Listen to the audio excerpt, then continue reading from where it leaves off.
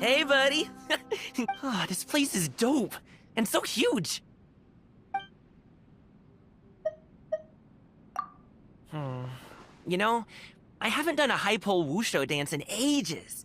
I might go and gather some wood that I can sand down and use as plum blossom poles.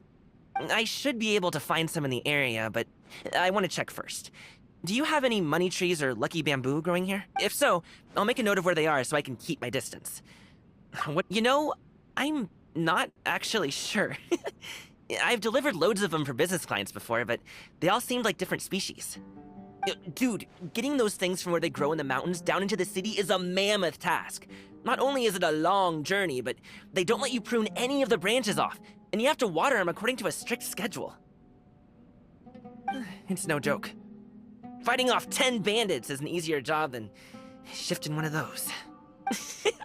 Anyway, it's easy to poke fun at business people and their strange rituals when I don't know the first thing about business. But a client's a client, so I'll always respect their wishes down to the last detail. If they say it has to be watered at such and such time of day on the dot or left in the sun for exactly X minutes, then I'll do exactly as they say. No questions asked. That was a figure of speech and you know it. Being true to your word isn't a business skill, it's just a decent thing to do. It's basic respect to keep your promises to other people. But you know that, obviously. You always say what you mean and mean what you say. Your word is your bond. In any case, I gotta hold up my end of the deal to keep my job.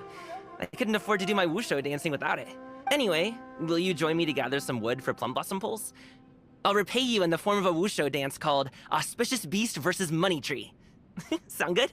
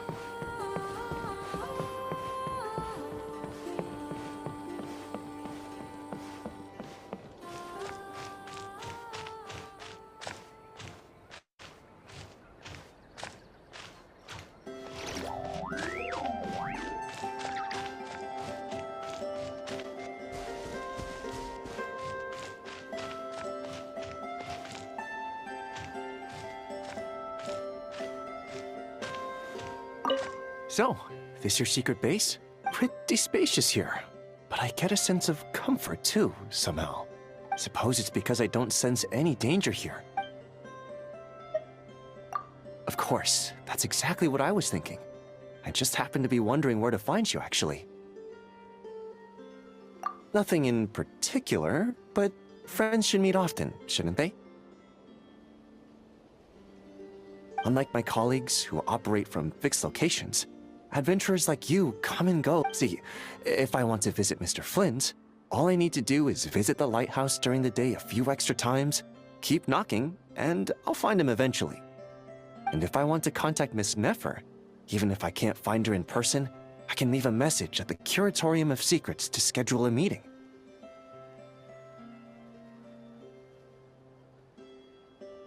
By comparison, finding you is much harder. After all, you're often out adventuring and might not even be a Nodcry. Sounds like something I would say. Never thought I'd be on the receiving end. Thanks. Still, would be better if I had a way to contact you anytime. Could we get Miss Aino to invent some kind of instant messaging device? To be honest, we Ratniki could really use something like that. Huh, I didn't think of that. It does have adventurer written all over it. Right, wrote it down. You can look forward to receiving a commission to guard a camp with the Ratniki. As for the commission itself, you'll spend the whole day playing cards with my colleagues and me. Though I'm still not sure how good you are yet. Maybe we should have Mr. Flint's join too. Games are all about winning, though. I can't help it. Yes, the match will be one for the record books. So, this your secret pretty spacious here. Suppose it's because Well, what I have been doing is studying your secret base. It's every bit as mysterious as I expected. You'd think it'd be full of openings and weaknesses, but no. It's a sealed-in world unto itself. Even Aiden might have a hard time sneaking out. But then again, if monsters were to get into this teapot and bar the entrance, wouldn't that put those inside in danger? And I trust you, of course. But you can't possibly anticipate it. Maybe monsters could take the form of someone you know, then sneak in when you're not paying attention. If something isn't 100% impossible, then there's a possibility it'll happen, right? And as they say, nothing's ever 100% impossible. Well, I'd say that prevention beats a cure. After all, the latter might come too late. As such, I'm planning to build a barbican around the entrance here first. That way, even if an enemy does manage to sneak in, it will instantly reel. Next, I can build several defensive towers around said barbican. Taking blind spots into account, 8 watchtowers should do the trick. If we make full use of the materials, we could build a fortress that rivals the walls of Pyramida. Just leave it to me. Oh, right. That reminds me. We need to build a granary and stock it with half a year's worth of provisions for everyone. Dad said that when it comes to war, most are about which side can hold out longer. No way can we lose because of something like that.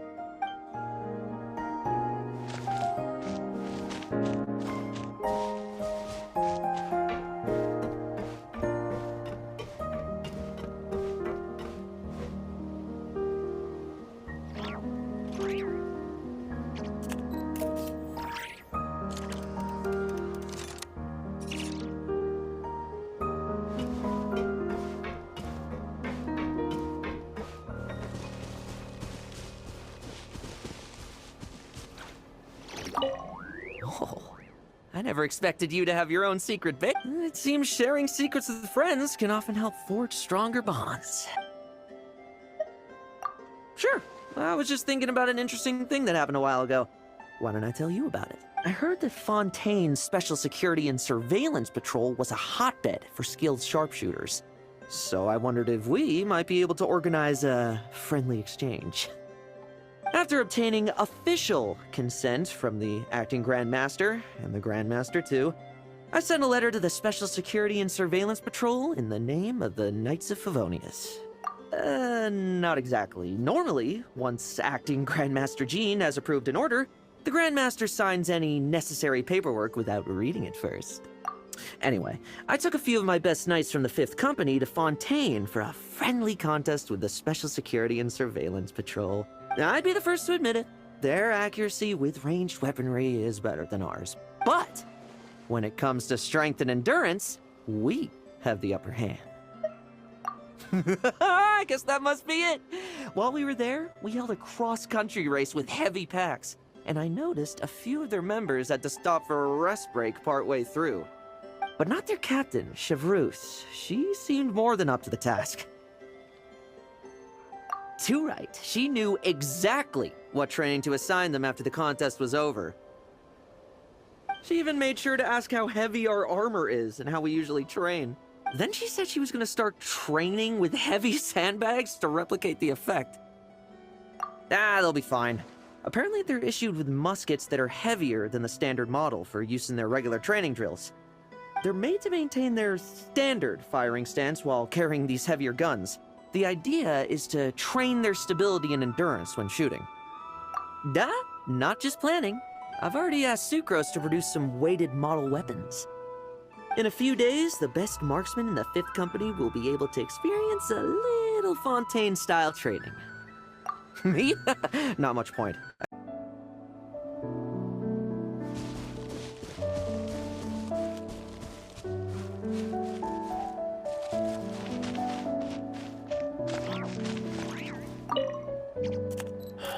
So, that's impressive.